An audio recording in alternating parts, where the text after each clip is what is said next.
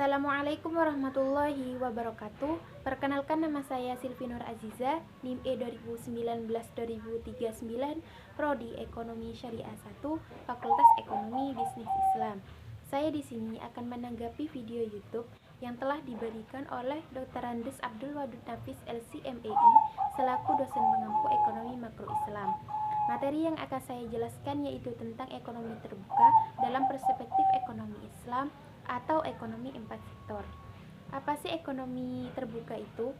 Ekonomi terbuka ialah perekonomian suatu negara yang terlibat luas dalam perdagangan antar negara. Hampir seluruh negara di dunia menganut perekonomian terbuka. Dalam ikut perdagangan internasional, maka dapat memacu ekonomi nasional karena akan memperluas pasar dan meningkatkan daya saing produksi dalam negeri. Perekonomian terbuka meliputi konsekuensi dari perekonomian terbuka. Dari segi ekonomi makro, ekonomi terbuka berarti ada pasar keempat dalam proses perekonomian, yaitu pasar luar negeri. Adanya pasar luar negeri mempunyai konsekuensi yang lebih lanjut terhadap pasar-pasar lainnya. Khususnya ada konsekuensi penting yang menyangkut penyesuaian pengertian tiga konsep, yaitu yang pertama, permintaan agregat dari pasar barang. Maka permintaan barang dan jasa akan meningkat karena terjadi penanaman pasar, yaitu pasar luar negeri. Yang kedua, jumlah uang yang beredar dari pasar barang akan bertambah. Yang ketiga, harga barang dan jasa akan berubah, bisa menjadi lebih mahal dan lebih murah. Selanjutnya yaitu sirkulasi aliran pendapatan. Ada perusahaan, rumah tangga, pemerintah, dan luar negeri. Aliran pertama, pendapatan faktor-faktor produksi dari perusahaan ke rumah tangga. Selanjutnya aliran kedua, pajak perusahaan. Perusahaan mengeluarkan pajak kepada pemerintah, maka pendapatan menjadi milik pemerintah. Aliran ketiga, pajak individu. Dari rumah tangga mengeluarkan pajak kepada pemerintah, maka menjadi pendapatan pemerintah. Aliran keempat, pembelanjaan rumah tangga dari rumah tangga ke perusahaan. Aliran kelima, impor dari rumah tangga ke luar negeri. Aliran keenam, ekspor dari luar negeri ke perusahaan. Aliran ketujuh, peminjaman dari institut keuangan ke penanaman modal. Aliran ke-8, investasi dari penanaman modal ke perusahaan. Aliran ke-9, pengeluaran pemerintah dari pemerintah ke perusahaan. Selanjutnya yaitu komponen pengeluaran agregat. Yang pertama, konsumsi rumah tangga atas barang-barang yang dihasilkan. Yang kedua, investasi pengeluaran. Yang ketiga, pengeluaran pemerintah atas barang dan jasa yang diperoleh dari dalam negeri. Selanjutnya ekspor dan impor. Sehingga keseimbangan AE sama dengan CDN plus I plus G plus dibuka kurung X dikurangi M tutup kurung. CDN di sini yaitu konsumsi, sedangkan I investasi, G government, X ekspor, dan M impor. Selanjutnya yaitu faktor penentu ekspor. Yang pertama, apabila barang tersebut diperlukan negara lain dan mereka tidak dapat memproduksi barang tersebut atau memproduksinya tidak dapat memenuhi keperluan dalam negeri. Yang kedua, mutu barang. Yang ketiga, cita rasa masyarakat luar negeri terhadap barang diekspor. Yang keempat, kemajuan teknologi dan ekonomi negara. Selanjutnya yaitu faktor penentu impor.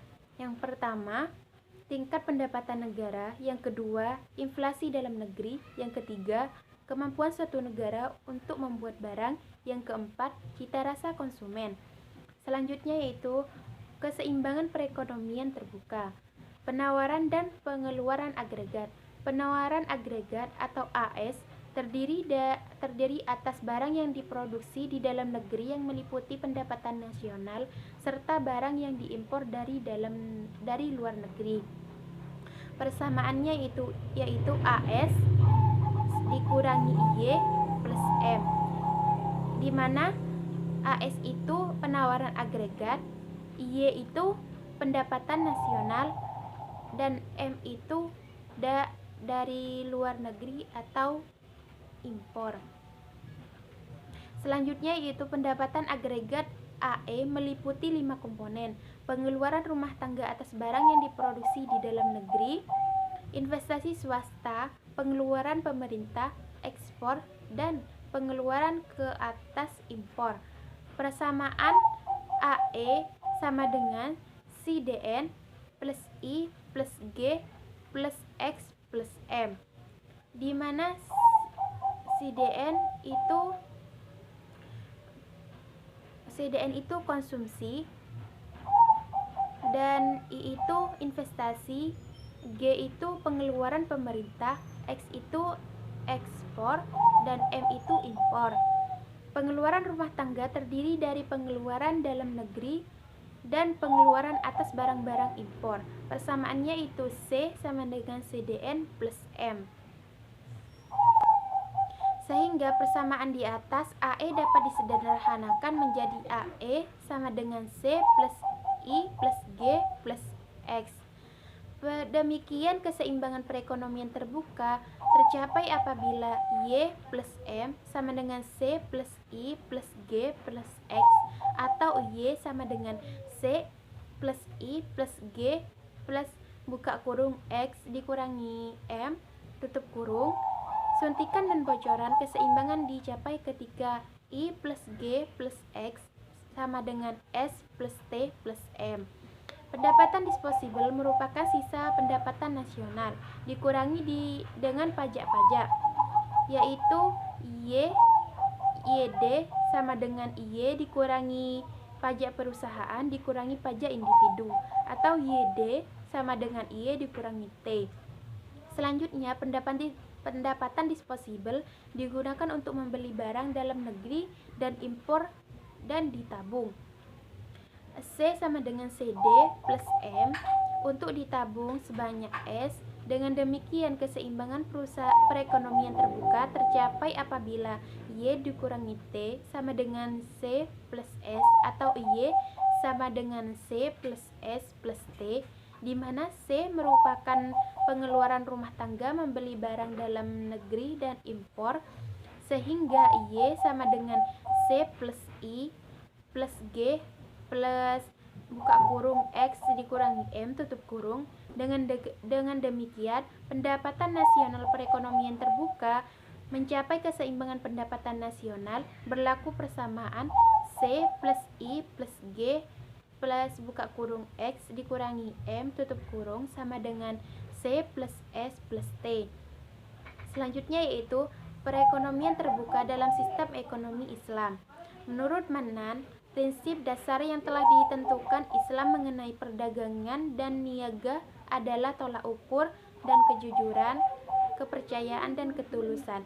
Sejarah telah membuktikan bahwa Islam telah menganjurkan perdagangan internasional.